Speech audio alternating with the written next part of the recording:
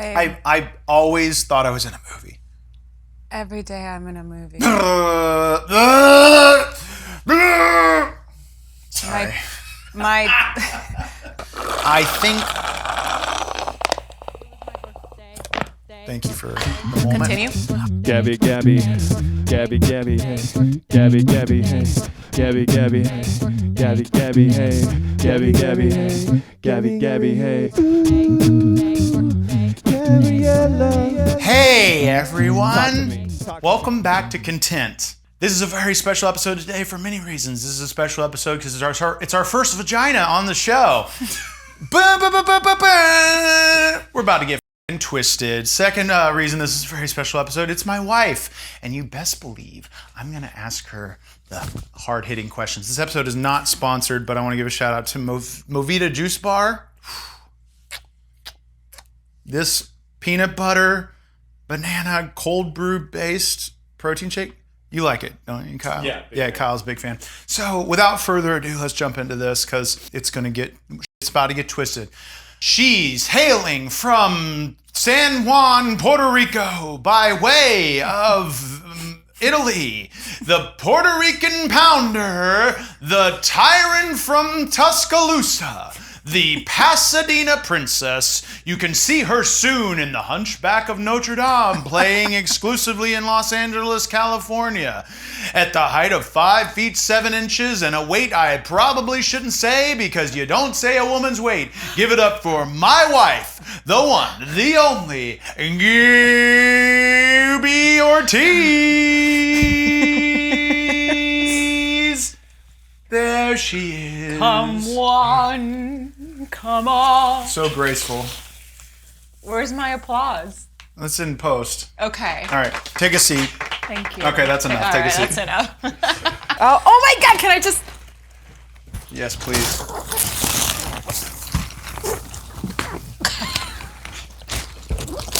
I just swam my way. Okay. Oh, Brucey. That's what sucks is so we want to give a big shout out to my sister Lexi Yes! for decorating for your birthday. The moment I walked in, it was pure shock, tears rolling down my eyes because I love balloons. Famously. You have no idea how much I love balloons. My dream is to. I have a clip of you swimming in them. So. You know, in the movie Patch Adams, where the older patient, her dream was always to swim in a pool of noodles, and then Patch Adams or Robin Williams. Really, Patch Adams, or a dream you had? No, Robin Williams, the movie. I know what Patch Adams. And so like that, but balloons. I literally just want to swim in a and you did pool. Yeah, I scratched my knee, a big pool. but it was. Scratched my knees. I did. But Lexi, thank you so much. This is so beautiful that I don't want to take it down. The only thing that's gonna suck is getting rid of these. We're gonna have to pop all of them. I know. I'm sorry, boo boo. So we're gonna have to put him or take him out or something. I know. When that has to happen, but not for a bit. When somebody decorates your place like this, you got to leave it up for a second. Yeah. Yes. So. Hi, husband. Can we take a moment to acknowledge the matching colors? How I have dark green. I did not do that on purpose. And then also, can we zoom on his shirt? You will see a beautiful This is a gift from creature. my sisters for Christmas last year. Yes. Last year? Yeah, it had to have been because it was our first Christmas with Brucey. Yeah. It's the first time I've worn this shirt because it's I might wear it in a stand-up show or something. It's actually a lot more comfortable than I was anticipating. So it's got, it's stretchy, so therefore it's comfortable to me. I have to wear things that are stretchy. I like it. Bruce, do you even give a shit that Bruce. you're on my shirt? Do you see it? Do you care? That's you, Brucey. Look, it's you. I know, boo-boo. I know. So, welcome. So wife, welcome to Content. So I'm the first vagina? First vagina on the show that we know of. Oh, there's a camera here, too. Oh, that one's not rolling. Thank you for bringing that up. Brucey. Now it's rolling. Are we in 1999? What's up, 1999? That is our camera back to 1999. Do you want to say anything to yourself from 1999 into that camera? Yes, 1999 was the year You were not alive yet, boo. 1999 was the year that we officially moved to Italy, and I thought it was the end of the world. And I just want to tell 11-year-old me, girl, buckle up, because we're about to have so much fun. So this is good. Everything's going to be incredible. All right, that was nice. Thank you for that. That could be something fun we do on the shows, have people talk to their childhood self through that camera. Yeah. That's fun. That's a fun bit. I have planned some questions that are going to wreck you. Okay. Wreck me? Like, they're going to be the most hard-hitting questions. Am I going to cry? No, I haven't planned it, actually. No, I just felt it was right to have you as my first vagina on the show. Well, yeah. So thank you for being here. Do you regret it yet, coming on the show? Okay, good. So second question, why am I amazing? Why are you amazing? Yeah. Oh God, we can be here. This will be the whole episode. Well, you're give me amazing. one thing you like about me. One thing. Oh, you make me happy. You make me laugh every day. It's very sweet. And especially before we go night-night, I have the giggles. And we have to say it's time to go night-night. She night-night. says, Shane, night-night. time to go night-night. Go night-night. Shane. But No, I don't wanna. I don't wanna go night-night. Shane, time to go night-night. but I laugh. We have a really up relationship. Before we Shani, did fall. you poopy your diaper? I don't remember. Let me stick my finger in and check. Ew. Shane, you poopied your diaper. This is the video we're making. Oh my God. Baby stuff. No, but before falling asleep, He asleep, heard the magic word. I love that I get to Go for it. laugh. Just have a giggle fest Well, every for night. us, it's one of my favorite times of day. Sadly, it's right before we're falling asleep because it does feel. I mean, everybody loves like the first getting into bed, that feeling of first getting in bed. But for me, also, it's this. There's no pressure. Nobody's working. The world is turned off. It's like this kind of magical, silly time that you can just decompress for like, in a way, for just like Bruce has said, this set. You can just like, does that make sense? Like you can kind of like just shut off like everything right before you go to sleep. It's like beautiful. It's one of my favorite Also, times. a question: every time I swallow, are you gonna hear my? That's what she said. Every time I swallow from my shake. No, who cares? Nobody cares about that on here. We care about that on the app. Let's just be quiet and listen to it. Yeah. Go for it.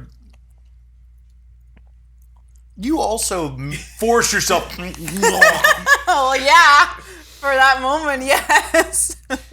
We don't care about those things here on this podcast. Maybe on the After We Wrap podcast, you give a shit about those little technical ASMR. things. What has it been like for you, truthfully? Like, because I remember when we were in Puerto Rico, it was after New Year, we were walking. Where were we walking? In San Juan, we were walking back to the car. And I had the idea about the podcast, but to be very transparent, I think we've spoke about this on the After We Wrap. I never thought Jaina would be down. Only not Shout because out to our girl. not because of anything other than she's so f***ing busy, And she was on the show still. and at she that was time. in a point in her career where she was not. She hadn't done a lot of podcasts. She wasn't very very public on socials and stuff. So I was like, I don't know if she's would be down for doing this for many reasons, but I text her the idea right then and there, and she was like, "Sounds cool. Let's talk about it." And so like I was like, "Holy shit!" And a year and a half later, or a year later, Not even a year, months later. Well, from the idea, it's almost 2 years since I had the idea, but a year and a half since we started it, I think. Yeah. Here we are. How do you feel? Like, where's your head at? Well, I just remember being like, Gina's not gonna say yes to this. She's too busy, And then to our surprise, she did, and we met and we did it. I look back now. We started here. Yeah. And looking back at pictures and some videos and clips, I remember being so terrified and like almost clueless of what it's like to even have your own podcast. It is a little bit like hosting or like a radio show. Definitely. So I knew I had that in my, I have experience as a host. So I was like, you know what? I have a communications degree. Like I better know how to use that degree, right? And so I was like, okay, I know I can do this. What I was so terrified about is speaking correctly because, it terrifies me. Well, you have 3 languages in your head at all Yeah, times. and English really is my 3rd language. So my fear was like, I'm scared to sound stupid. I don't want to, I want to talk eloquently and smart. And so I had all of these fears. I think at the beginning I was really tense and it was just like, I can't fuck this up. But now I feel so much more confident in myself and speaking in front of the camera. And yeah, I'm very grateful. Mm-hmm. This is great media training for when that moment comes. It's really, gotta give credit where credit is due. Like, Jana is a huge reason for the success of the show, and we've let her know that, and we're so grateful. Like, but I knew going into it that it's like, oh, this is something, I've made lots of things, like going back for a very long time. I knew going into this that it had the chance to be successful. And I put a lot into it up front because of that. I believed in it. I also knew that what it could do for you, and that was so important to me. For years, I've tried to get you to do something because I see, I said it in the vows at our wedding, like everybody that meets you falls in love with you. And like, it's very true. It's like everybody loves you. And I knew that the missing piece in your acting journey was something like this. Yeah. Something that could fill in the gaps of just like sitting and waiting for auditions, and also something that would get your name out there a bit. So, but I gotta admit, it was so crazy. We were recording yesterday and I had a moment, I almost brought it up on the show, but I didn't. But when we got those bracelets from one of the fans at the convention, it was a little thing like that. Do you have it on right now? I have the Gabby Ortiz. Yeah, mine's upstairs, and I meant to wear it in this episode, but it was getting something like that made me realize, like, oh my God, we've really made something special here that, like, we're still in the foundation level of, but it's growing to the point that people, like, look forward to it every week. People, like, really, it's just a testament to all the amazing people on the Patreon. It's like, and that they're making bracelets. Like, a little sentiment like that really went such a long way to me, or for me, like, knowing that, like, wow, we've made something that people it's really touching people. And like, so that just goes beyond anything. It's like, that's so fucking cool. Yeah, I had a moment too when I looked at Ortiz specifically, because I mentioned in the podcast that it was so hard for me to really finally recognize how to own Ortiz, since it's not really my legal last name, it's my mom's and grandma. And so in that moment, I was just like, oh, it kind of makes sense. It's like, it was like a missing piece, at least emotionally and mentally. It's like, okay, we're on the right path, And I think with the podcast also, having Jana, like, be our captain. Our captain, yeah. I had to carry so much responsibility just to make sure that everything is well done. And you've done a great job, both of you. Well, Kyle, I couldn't do it without Kyle. I feel, at this point, I feel very spoiled, or also like dependent on him, because I don't like to make anything without him. That's true, Kyle. He always tells me that. That's the plan. He's figured it out. No, but I think it's hard to find in this industry is people that you can collaborate with as well as we do. I mean, we spoke about it on his podcast episode, and I'm sure we will many more times in the future, but like, it's cool to be building something. Yeah. It's cool to be building a little team, and I feel like we've barely scratched the surface of what we're capable of, and what I want to do with it, and like my visions, and my dream that will happen within the next hopefully year or two is I would love a studio space, a space that we can go to and just, it's our own. We can do multiple podcasts and produce multiple things, and I can also employ my friends, and like we don't have to stress about living out here because we're living in one of the most fucking expensive cities in the world, and in a recession, and in an industry that like isn't kind to us right now. So it's like now more than ever we have to create our own shit. But yeah, I mean, yeah, we're doing it. It is happening. We're building towards it, and it truly is all possible. Like, and we'll get off of the after we wrap stuff here shortly, but like, it truly is all possible by the Patreon. Like, the Patreon right now is the biggest game changer for the After We Wrap podcast specifically, because I don't know that they realize, but I want them to realize how important their support is, but also it helps us grow and it makes the machine operate. And like, I'm able to pay Kyle, I'm able to pay certain other people that take things off of my plate and then allow me to do more. And it's the only reason, truthfully, this is how the Patreon for the After We Wrap connects to content. A big part of getting that support was allowed me to find a little sliver of time to do content, through the Patreon support of After We Wrap. And then so it's like I had to like fill my time with other things. I don't know if that makes sense at all, but it's like their support has now allowed me to have a little bit more time in my schedule. And then, it all is just going to build, hopefully. Yeah. Hopefully. But who... But thank you, by the way, for sending that text message on New Year's. You're welcome. To because here we are. Yeah. It is crazy, and I think like it's going to be like we're nearing 100 episodes. Insane. Like, that's fucking insane. Like, they say the lifespan of typical podcasts is like you don't get past 20. Most people quit before 20 episodes, something like that. So I'm trying to get to 20 on content, and then we're going to call it quits. No. I'm kidding.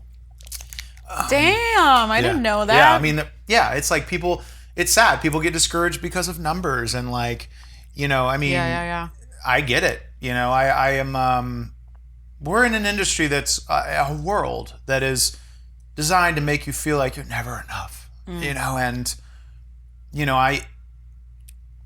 I don't know, like, I'd love to pick your brain about that, but like, I've struggled with over the years, like, I have I'm blessed to have 1 million followers on TikTok, 100,000 followers on Instagram, but that doesn't always equate views or numbers. Like, you're fighting an algorithm. Yeah. So sometimes, like, even though you've put in all this work, you get comments that say, why don't we have more views on this or that? It's like, I'm not clicking a little checkbox that says don't get views on this one. I want people to see everything I make, but also it's been a very hard thing for me, and also something I probably needed to go through is getting that audience and getting a little bit of an audience on Instagram and experiencing, just because you have that doesn't mean the work is done. Like, it means you still got to make good content. You still got to like kind of work towards the thing or create in line with what you've created before, because that's what they're there for. It's like, what I admire about you is, like, at least it has appeared, is that you don't give a fuck about numbers. Like, and I've always admired that about you. You don't care. But that's why we complement each other. It's like the things I care about, you don't as much, and vice versa. Yeah. Like, I'm reading a book right now that's like, I think the best, if you find a spouse or a partner that's too much like you, usually that doesn't work. Do you have anything you want to say on that? Well, yes. The whole number thing, sure, it's nice to get the recognition or feel like you are doing something, contributing to society, making someone laugh, through your phone. And at the same time, I just go back to, in 1999, we didn't have social media. So the only numbers were TV ratings. Yeah, exactly. And so it does put, I think we're really lucky. We're a lucky generation. Lucky and unlucky because of everything that we've been through, but also at the same time, we know what it's like life to have to live without the internet, and we can go back if something were to happen and the internet disappears. But do you think? I mean, I guess continue. Sorry. No, we're capable of picking back up and saying, like, well, we've done this. We know how to. We have the tools to live without the internet. So I always go back to that mentality of like, this can disappear in a second. You know, the internet can be shut down, and then we lose all those followers. And then what is it? What does that mean? Do you I guess 2-part question. First part, do you think we'll ever go back to a time where we're never not going to be in a time without internet? I don't think so, yeah. Never going to be in a time without cell phones or the net, whatever the next evolution of it is going to be, whether it's a contact or something you put in your ear. I'm just saying there's going to be an evolution. Something's going to happen. But they do say one day people, like social media won't be a thing because there will be a new thing. Right. Do you see that happening? Do you believe that? I mean, maybe at some point. I don't know if in our lifetime. Maybe. I don't know. I do see it happening in our lifetime. Maybe, yeah. Or, okay, say something happens. We wake up. There's, not to get too political. This isn't too political, but they say one of the threats that we face from other foreign countries is a cyber attack in the sense that they would like attack our grid and shut down our power. So say we wake up tomorrow and all of our power is shut off. All of the like real, rational, important shit that we would face, like aside, what from the internet would be tough? Be very real about this answer. Not like putting on an act. If you didn't have internet, if you woke up tomorrow and didn't have the internet, what would be tough for you to not have from it access to? Connecting with people and also like old friends not old friends, like friends that don't live 5 minutes away. That would be like the hardest thing. And social media for me has become sort of like a newspaper. Like I always in college I did this so much with my uncle. With Nano, every morning we would wake up and have our cup of coffee and read the newspaper. He was very adamant about staying on top of what's happening in the world, and I would take the sports or the entertainment section, and he would do the whatever else is happening, and then we would switch. And so that's kind of how I would stay up to date with what's happening. And now social media has become kind of like the newspaper. Because I also follow a lot of like news stuff. But what was your question? What would be the things you missed if like the internet and being able to connect with friends and family? Yeah, I think the first thing obviously would be the ease of which we can connect with people. Like that is creating too. Like we're able to. You can do your own sketches and put them there. Like, I don't know. That is something that I definitely don't take for granted. I think a lot of people do in this industry, in this world right now, is the ease of which you can make anything you want. And you could put it out there for anybody to see. Like, that was something my brain was unhinged when I was a kid. Like, in the sense that I've always had this, get it? Thank you.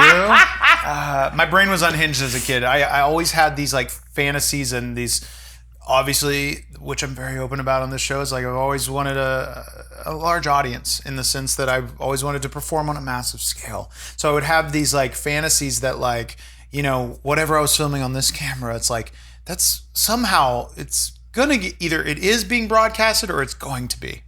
Or I would like record a radio show on a tape recorder and like, oh, this will be broadcasted or currently is being broadcasted. So it's like, I, for some reason, always wanted an audience. And so I don't take for granted any aspect of what technology has done for that, in that, like, you can put out any kind of video you want. You can put out your own movies. You literally can. Nobody's stopping you but you. Or two, like, the thing that always blows my mind too right now is how live streaming has just become like a normal fucking thing. You have a television studio in your fucking pocket. Like, and kids don't realize, like, the moment that I experienced that for the first time on stickam.com in 2007, it blew my mind. Yeah. So that is an aspect I would miss, definitely, is like That's my art. That's my way of expressing myself. You know, and every time you talk about your childhood and how much you love creating, I wish I was a fly in the wall just to like see you at that age. I was a tyrant. And I was a tyrant of a director. Wait, don't shoot. Because you're dad and you're trapped in glue. Wait, what does tyrant mean? Just like an evil okay. ruler. But no, I was an anxious kid. I think I had a bit of like OCD a bit as a kid I feel like we all did. Because when I was shooting things, it was just like I had such a strict vision, and I still do. Oh, you still do? I do, but I think I'm a little easier to work with than I was when I was 10 years old. But I would be like, no, you have to say it, and you have to say it this way, and you've got to come over here, and you've got to do this. Oh, Jason, stupid! The door slammed right into my face. But anyways, I love that. No, because I think of myself too when I was, that age, and how I'm an only child, so I only had my teddy bears. Your stuffed animals were your my audience. Stuffed animals were my friends and my audience, and then the TV and my CDs were my your imagination escape. too. Yeah. And so I would perform in my bedroom, in front, like I would place all my teddy bears and just like either recite a movie, whatever movie. You found your audience. For me, it was anybody that came over, like my parents' friends. Let's go and show the daddies, because they didn't come in here. Any of my friends that came over, they were See, but I admire that, and I'm a little bit jealous of that because I had teddy bears. So I had no one. I had no audience, but just my imagination. And I think what that did is that it made me feel not valued, not seen. So I wasn't able to showcase the artist in me that was dying to come out to someone that can watch it, receive it, and then give me a validation type of thing. I was always by myself. So I wonder if that was more damaging to my confidence, I guess, because I doubted myself so much, through my 20s. Your journey has brought you where it was supposed to. Yeah. Exactly how it was supposed to. That's what I believe. Like, I agree. But like, kind of like to piggyback on the shout out to myself in 1999, it's like bummer. I'm so happy that I'm here now and that I feel very confident. I'm wondering if it took too long, that it took away, that some opportunity may be not available for me at this age. You weren't ready for it then. I wasn't. Yeah. There's you start thinking of all of these like what ifs, and then I just go. I think about all the time along my journey. Had I been a kid actor when I wanted to be, I would have been a monster. Yeah. Had I become signed to the WWE when it was like there was like indications there was interest when I was in my early 20s, I could be dead right now. Like, because oh my gosh. I don't know that I had the self-control to turn down alcohol, partying, or whatever could have been presented to me. I don't know that I would have had the self-control then.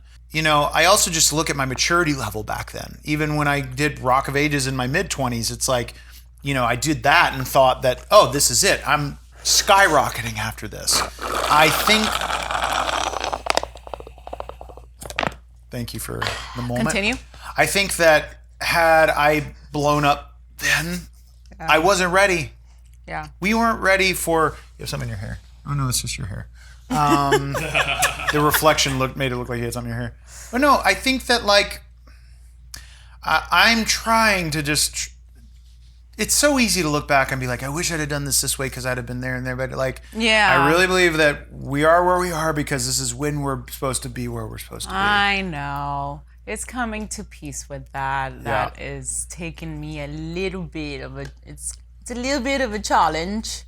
But you're right. I'm gonna shut up because then I'll just continue like, Okay. No, it's Next okay. question. Well, no, I had one more funny story I wanted to bring up, like about how I used to find audiences back then. Yeah. Like, when I would start filming, it would be anybody that came over to my parents' house or my grandparents or anybody that like would watch. But then when I got into like middle school, there was a teacher that like changed everything for me because she was, and I believe it was shout out Miss Lewis. I think she's now Miss Hicksenbaugh.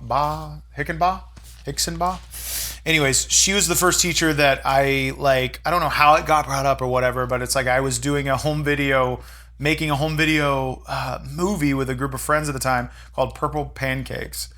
And I don't know how it got presented, but she's like, oh yeah, at the end of the day, like you can show your movie to the class.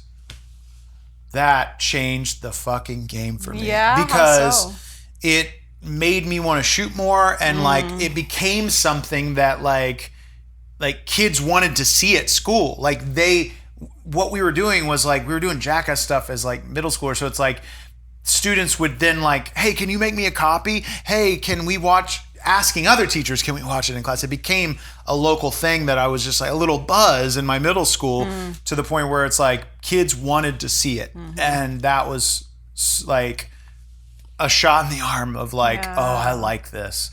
Like, so it was just all these things that kept building over the years of feeding this like craving for attention and performance and all of it. You know you were a popular kid? I've always had a lot of friends, but I think I went through waves. I would, to be very real, I think I went through waves of popularity. I think like in the sense that I was always striving to be known as the funniest kid, you know. But there were periods in like early high school, let's say, where the friends that I was friends with before are starting to go party and starting to go drink and like do things that I don't want to do that. It may have scared me a little, but it also was just something like I was not interested in getting drunk or like disrespecting my parents that way or making them fear what was happening to me. I was still so consumed with creating like that. It just I didn't want to do any of that. So then I became not popular. I still had my core group of friends like Kyle and Jason and, the people that really like shaped me and were a big part of the reason I filmed, never left my side. But like a lot of people did when I, didn't follow suit with the like cool kids stuff. You know what I mean? Yeah. But then, over the years, it's like, oh, wait, you're now wrestling? Like, that's fucking wild. It's like, so that made me fucking, I've always been the like kind of the outcast because I was always the kid that wanted to be making movies and wanted to be performing and wanted to be a wrestler. It's like there was nobody in my school really doing that shit at the time. So yeah. Were you always the like, with your group of friends, were you always kind of like, oh, she wants to be an actress. She's the not an outcast, but you know what I mean? The kind of like. That, it didn't happen until high school too, but elementary, middle school, those were tough years. Tough years. A lot of bullying, a lot of belittling, Literally. And it wasn't till 6th grade, I remember it was a good group of kids, and till this day I still talk to a couple of them. But then that was the year before we moved to Italy, so I was very sad that I was like, Mom, I just found a group of friends, like darn it, I have to leave. And so then I had to like restart in Italy, and in Italy that was a whole process too, because learning a new language, being from a different, That was tough for you. Oh, for sure. And then it wasn't until maybe half of the first year, second year of high school that I was like, oh, okay, cool. I think I am fine. I'm popular, like whatever, I'm cool kids. But yes, everyone. I even remember one of my friends, Stefania, which her and I still talk, and she goes, oh, like, stop, Gabriella, come on, all your dreams are gonna come true. You're gonna be a big famous actress. And I remember her saying that, and I was just like taking that in, like, how, just being funny teenagers. Yeah. And at that moment, I just felt like, cool, I have group of friends that believe in me and they see it for me. Okay, I must be doing something right. I remember that feeling when she said that specifically. But other than that, yeah, school was tough. Yeah, school was tough. I mean, especially like, I joke about it sometimes on stage about like I had like the total package. I was like a chubby kid, freckles, red hair, bald spot on my head. I'll tell that story. Bald spot on my head with a vocal condition. Like I had the fucking total package. So it was like much like 90% of the comedians at comedy found me to protect me. But I admire and I applaud you for this. Just speaks volumes on your parents, the way they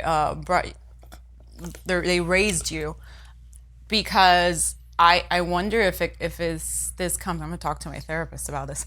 I wonder if it comes from a place of like, I'm an only child, I'm trying to be seen, versus you had your sisters and a lot of people in your family when you were younger.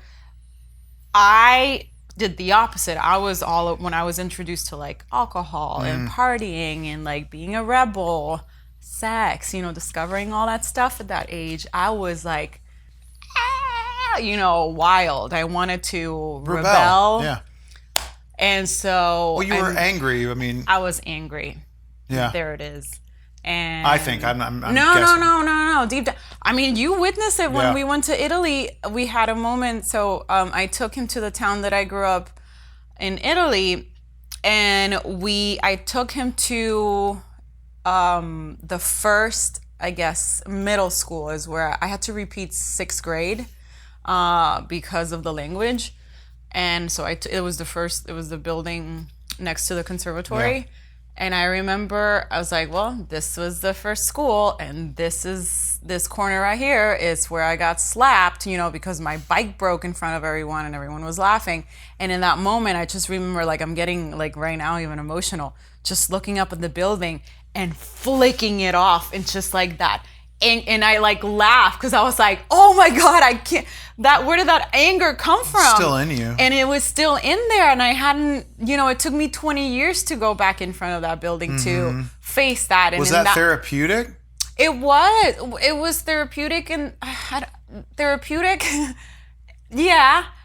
I think there's gonna be anger in there forever, because even right now talking about it still makes me like, Argh! But it was, it was just like, oh, damn, there is a lot of anger there still. So, but now, now as an adult, I kind of, see it with different eyes. But still, there's so much anger there. Yeah, I get that. So, yeah, I think that's why I wanted to, like, rebel and just do everything. I get that. I wanted to go back because I had a thought earlier, like a funny story of like being a very like delusional child, and just how I was when I was a kid and how my brain worked. And I remember going to this just shows you how consumed I was to find an audience. I went to, because I've been a wrestling fan since I was a kid, I went to this big wrestling pay-per-view, Bash at the Beach, 1999. And I remember I went with like my dad and some of his coworkers that I was like close friends with, because I was always up at my dad's shop. And this one guy who worked for my dad, we both were like, it'd be so funny since this is Bash at the Beach, let's wear like hula skirts and like leis and just wrestling shirts and whatever. And then we went and like they put us on the Jumbotron, like they, when they film audience members and stuff, like at wrestling shows sometimes they'll like film you and you're up on the screen and whatever. Like I got on the screen with him and the crowd went crazy. I was like, oh, everybody here now knows us. I wrote a letter and made a video to WCW how they should bring us on tour as the Hula Boys, and we'll hype up the audiences. I was that delusional and like and that like obsessed with trying to like. I don't think that's delusional. I think that's just hope. I don't know, hope. Because like the moment you said that, I was like, well, Meghan Markle wrote a letter to, I think it was Dove, some campaign where she talked about like, I didn't like this commercial. Women don't only. That's a little different. No, but no, she didn't. It was like that. It was like. But I was a child, and so also was she. Thought that this whole audience remembered me, and everybody backstage that's watching remembered us. You guys heard the reaction. It's proven. We're the Hula Boys. We're gonna make you money. I was like, we'll do it for free. We'll we'll tag along. I was consumed with trying to find an audience. I was also I was a fucking, my brain was fucking weird in that, like, I always felt like I was in a movie, in the sense that, like, remember I told you the Truman Show, kind of like how I thought that I was in the Truman Show, but I also, like, one time we went on a cruise to the Bahamas, and there was, like, the swim with the dolphins encounter, and I was like, I felt like I was a child in a fucking movie all the time, and I was like, well, I'm gonna meet this dolphin, and we're gonna have a fucking connection. And this dolphin is going to remember me, and it's going to somehow find its way to Florida. And then we're going to have a reunion. We're going to have a beautiful reunion out in the ocean one day. And it's going to be my dolphin. Another thing that happened one time, we were on the beach, and this fucking stray dog comes up from running from down the beach. And it comes up to me, and I for sure had this, like, this is my dog now. This is like it's like a movie. It found me. And I remember having this, like, such a melodramatic moment when my parents were like, we gotta go. And I had this melodramatic moment where I got down and I talked to the dog, and I was like, I know you want to go home with me, buddy, but you can't. I'm not ready to have a dog. Go to your home. Go home, buddy. Go home. And it ran off. And I was like, I heard music, and, like, it was so cinematic in my head. And I'm, like, looking back, and I was like, who hurt that kid? No. Why, Shane? Why were you like that? Why were you like that? Just a fan of movies, bro. Hey, I always thought I was in a movie. every day I'm in a movie. Sorry. My first 10 years, no, my first We've only been 15 6. years of life was in never-ending Disney animation. You felt like you're in a Disney movie? From 15 to 28 was horror movie mixed with action and some thriller in there. And from the moment I met you till now, it's been rom-com.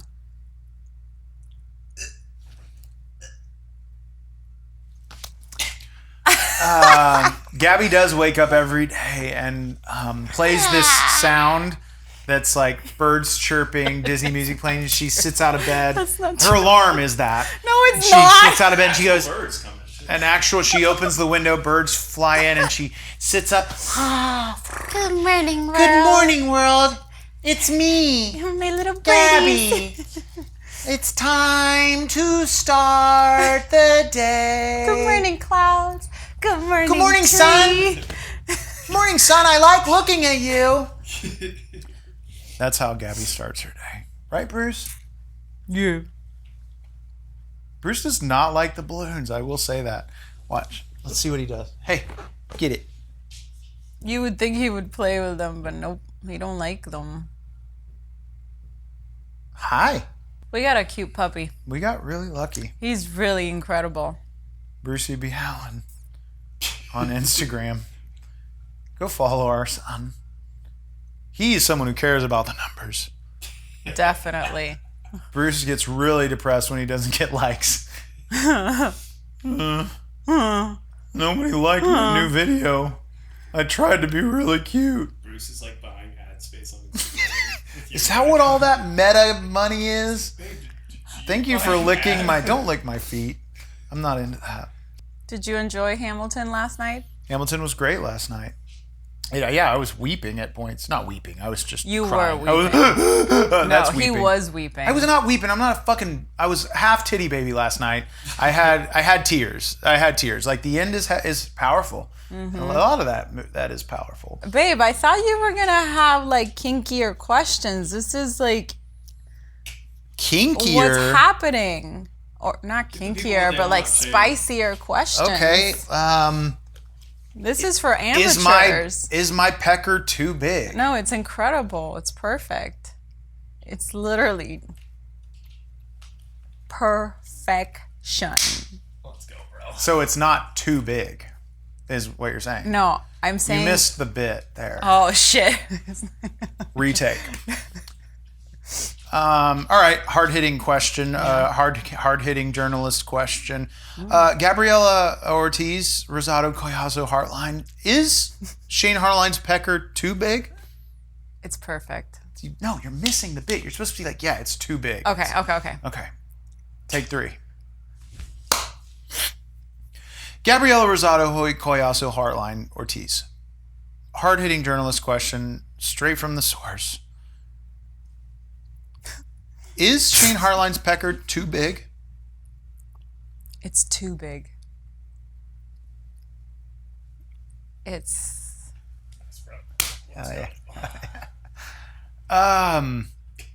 Gabriella Collazo. It's perfect. Okay. Gabriella Collazo Hartline Ortiz. Is Shane Hartline ass too fat? It's too fat. I don't want that. Do a feet. No, he's got Bum. like he's got his socks on and Bruce's hairs are all over him, so it's hairy socks. Just pretend it's Bruce. Okay. Cut my Yeah. feet. Cut my feet. Ew. Okay, I do feel violated. Let's see. You want more kinky questions? You don't have a foot fetish. I really don't. You don't. What? Okay. Let's do some hard-hitting couple questions. Yeah, I thought we were gonna come in with some. You're gonna be a guest multiple times on this. I don't like to go in with really any game plan with people. Okay. What is your favorite thing about me, and what is your least favorite thing about me? I'm gonna go with the least favorite thing Oh. first. Ooh, she knew quickly what that was. I'm gonna give myself a little more time to find the favorite, so I'm gonna go with the thing I know immediately, the least favorite. Can you guess? My sloppiness. No. I don't make the bed. I don't close the cabinets. I don't put the dishes. Is that the cabinets thing? The cabinet thing drives me insane. I have seen you literally go into the kitchen, open the cabinet, grab whatever you're grabbing, and not closing the motherfucking cabinet door. Like, who does that? I have come home with multiple cabinet doors opened. Hey, baby. Sweetheart.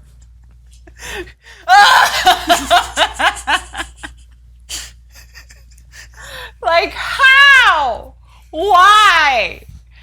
And then the other thing might just be the shoes around the house. Yeah, you do not like me wearing shoes. Sometimes I forget, though. Sometimes I have sandals on and I just forget. And it's insane. That's the part that I'm just like, when I walk into my house, or, especially my house, but, if I'm going into another person's home, I'm always very conscious, like, hey, shoes on, shoes off, what are your rules? But the moment I walk into my home, my shoes are off. I just sometimes don't think that. I don't think about it. And it's insane because, like, that part, I just, like, I don't get it. I don't get the same, it's, that's it. That's it. That's it? Yeah.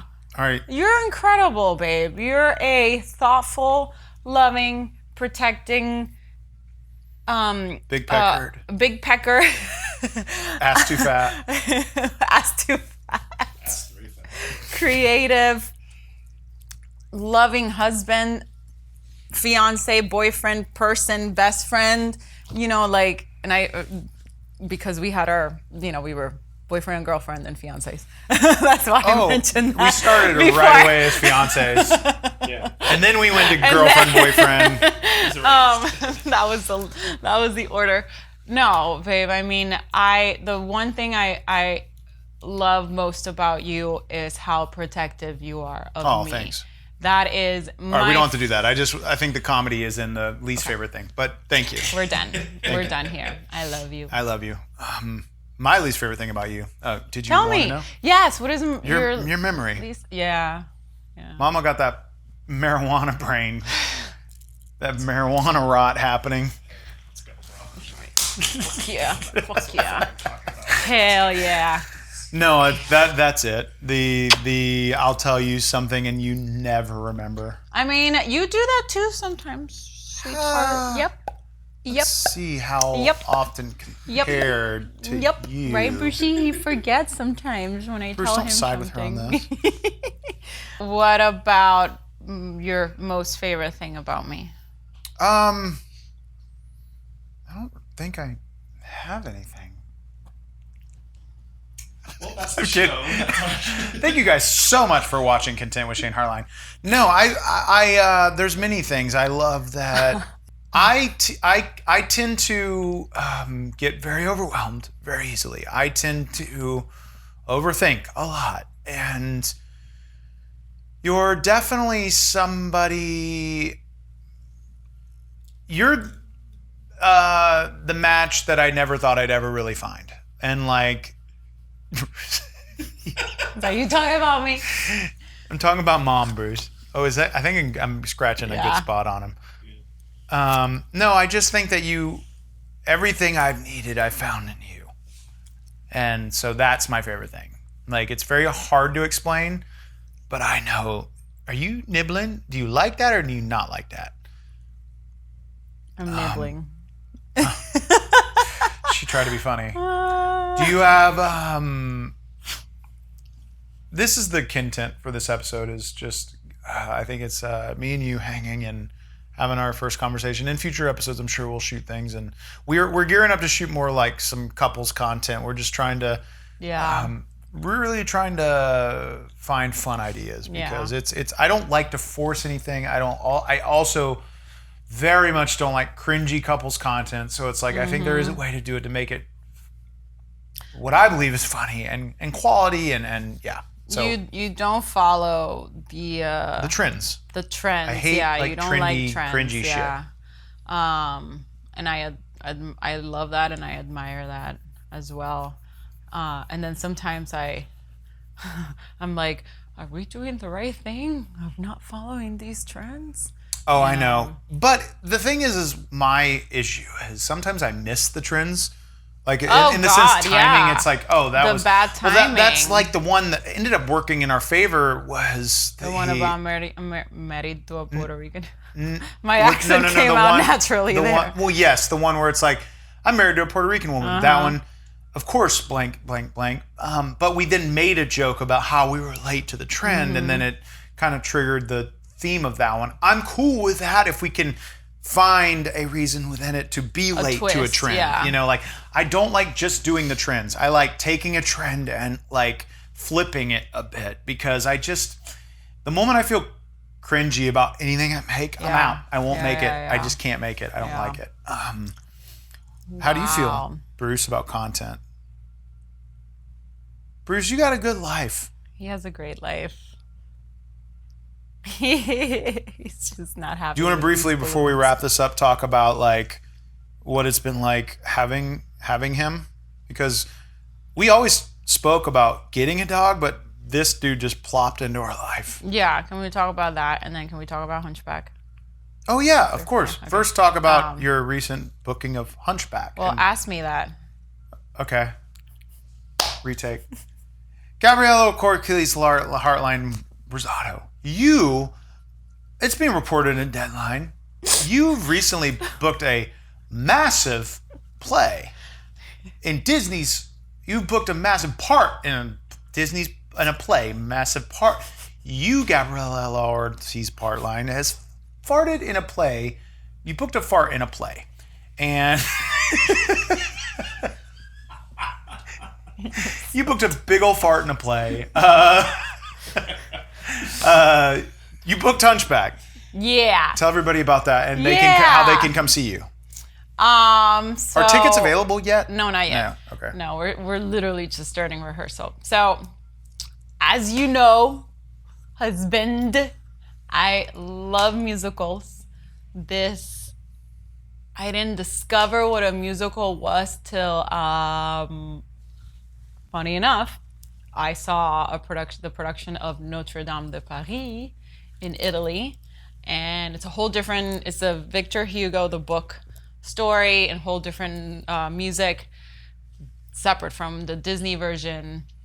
And that moment, I was like, I like what that woman is doing up there, specifically Lola Ponce, who was playing Esmeralda. I was like, I kind of want to do what that is. I had no idea what that was, so it took me a little bit over 10 years to almost realize what that was, to understand what it takes to be on stage and and do a full play musical. And finally, when I realized what that was, I started, training, and it was a little bit of a tough road, because it's also a very, just like film and television, it was a very expensive education. Some people go to fucking Juilliard, and then get the best training in musical theater.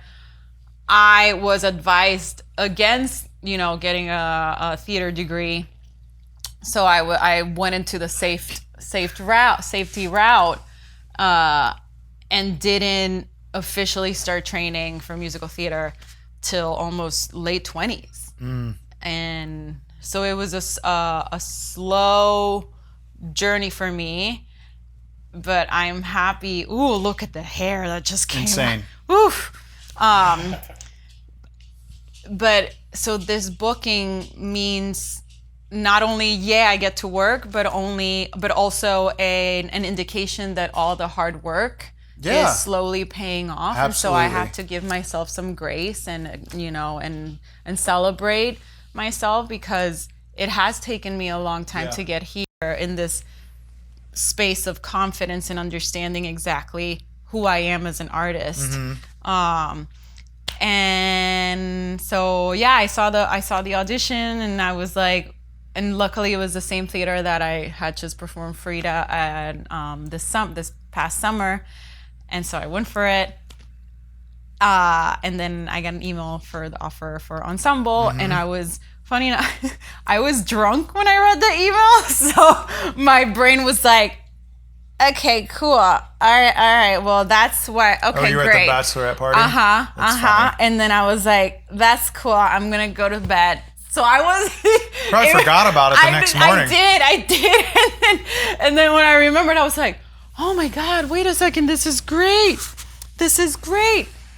I couldn't believe it. I was very, very happy. So I'm part of the ensemble for Casa 0101 Theater in Boyle Heights. It's production of Hunchback of Notre Dame. Hunchback, I think it's one of those underrated Disney movies that isn't showcased enough. It is a tragic story, but the music is beautiful. I cannot wait to be done with the rehearsal and be able to put it up, because I'm just so excited. And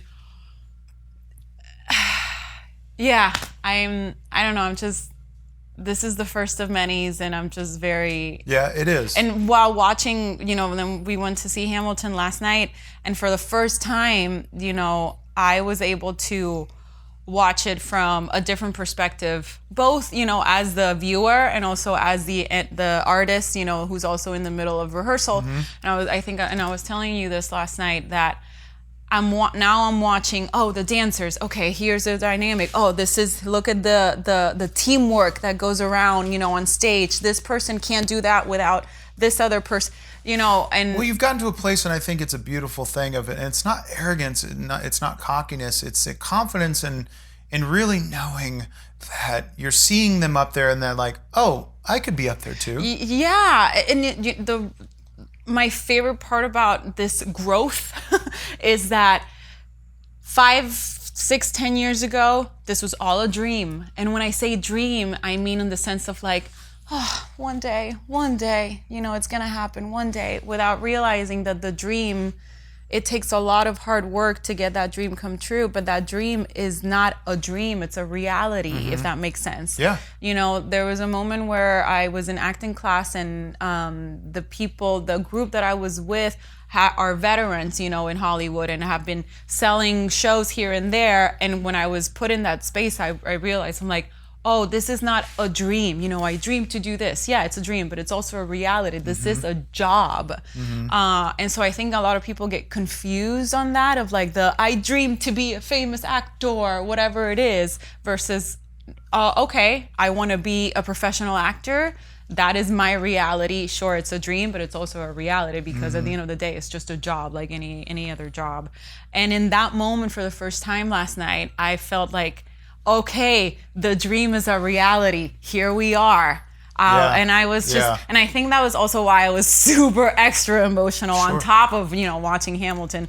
But with all of those thoughts, and me being in the middle of a rehearsal for my first, you know, musical production, I was just like besides myself. So yeah, Casa 0101 in Boyle Heights. We open. Follow her on socials. Yes, Gabby Gabs.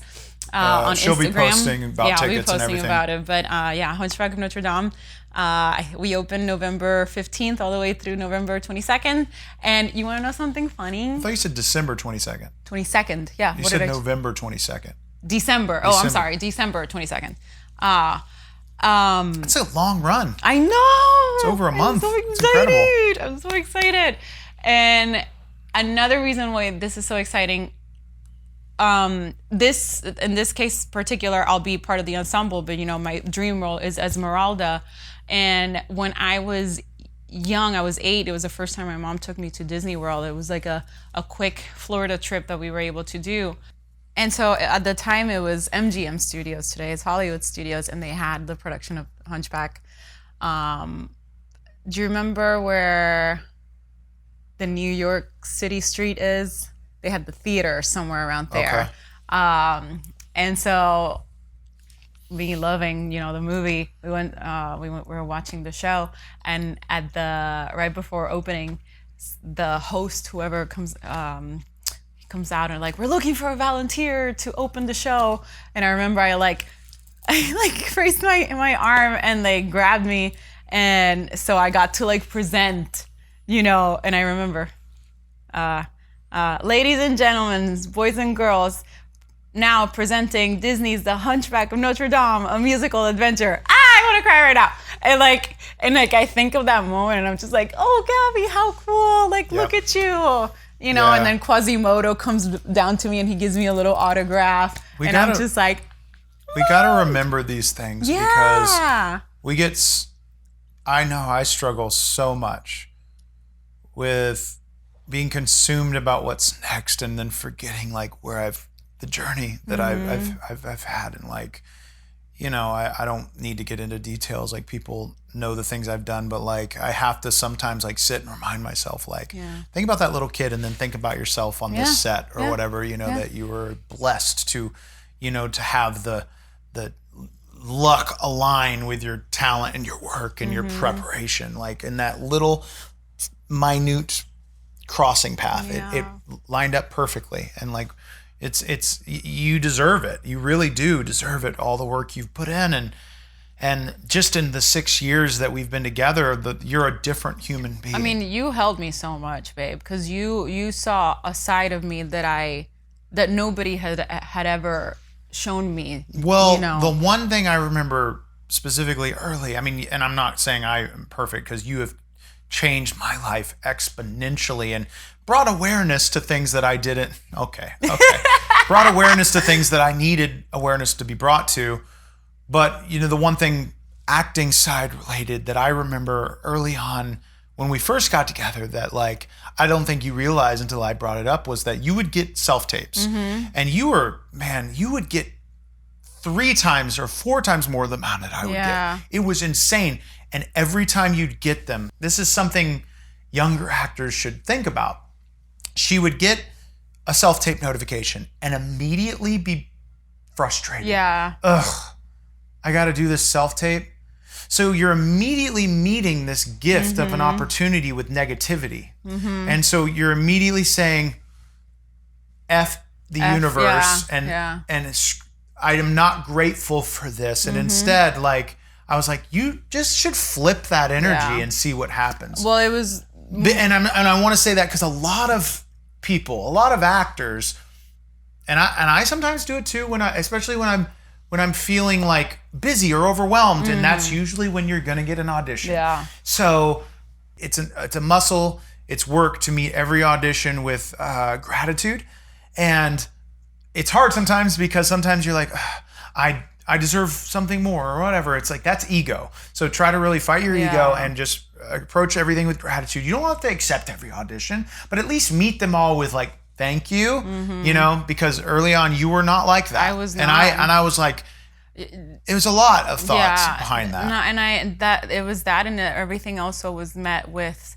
anger because I wasn't getting any jobs. So it was just like, part of it might have been the energy you were approaching with it. Why do you want to see me if you're not going to give me the job, you know, which is ego speaking. It's like, you know, but again, those are, I mean, you learn. But ego is a huge part of our relationship with our ego is a huge part of this business. Yeah. Like they need to make, I think somebody would make a fortune in that. Like, well, I should say this. Like the school, and not just to kiss ass of the acting school I go to, but I go to shout out Anthony Mindel's acting workshop. A huge part of it is like what I like about their approach in teaching is they really, it's not like, and not to knock these, I think that schools with methods and ways of teaching are great, and you can benefit from those. But what I like about AMAW is that they kind of tailor their approach to teaching based on what each person needs. And sometimes a person needs simply a better relationship with their ego. Yeah. You know, and that's a huge part of this business. And sometimes that's all people need is like, you got the talent, you just got to work on your relationship with your ego a bit. It is important for me to always look at my why we're in this path, why we chose the artistic career. It's because it was what made me happy as a child. It's what brought me all this joy and love and gratitude. And so I think sometimes, you know, as artists, we get frustrated along the way because of all of the logistics and politics that the business itself has created. And we cannot forget the why, the reason we're here. It was because for that moment, that movie, that show, that TV show, that play made us feel these emotions, and we were able to connect with that character, whatever it was. And so I always try to keep that part alive in me, especially now, you know, because if not, then it becomes, then why are you doing this? Then don't do it. You know, don't do it if don't do it if it's you really are. It's too hard of a business if you don't have like if it's not something you have to do. You know, like, and by have to do, I mean like in your fucking depths of your soul, you're like, I have to do this. This is all. There's nothing else. There's nothing else. There's literally no. I've tried. Listen, I've tried to be many things. And I realized, but you're an artist at heart, and that, and it's a business that goes down many different ways. In a way that we're about to find out, because we're going to film the intro song of this episode is "Are You Musically Inclined?" So then Kyle's going to take advantage of that and make an intro of this episode. It's so, gosh, yes. Let's continue this conversation in another episode because we do need to wrap up. You have to go to work. Kyle has to get out of here. Thank you for being on. First of many times. I'm going to have many recurring guests on the show. Kyle's one of them, you know, a lot of my friends. But the first vagina, your first vagina on the show. I'll give you a little plaque you can put on the wall. And it's just, it's going to be a picture of your vagina. Because I have those pics if anybody wants the highest... we gotta pay rent. Anybody that Venmos me the most gets. No, I'm kidding. Thank you guys so much for watching. Make sure if you're watching this on YouTube, I look at the analytics. There's a lot of people that are watching and that aren't subscribed yet. What the fuck? What the hell? subscribe. Thank you guys for watching, and we'll see you next week. Bye. Thank you for having me, husband. I'll see you at home. Yeah, I'll see you at home. I'll see you. Okay, we're already at home. Cut. Great. Let's do your intro real quick. And then we're done. Content. Mic drop.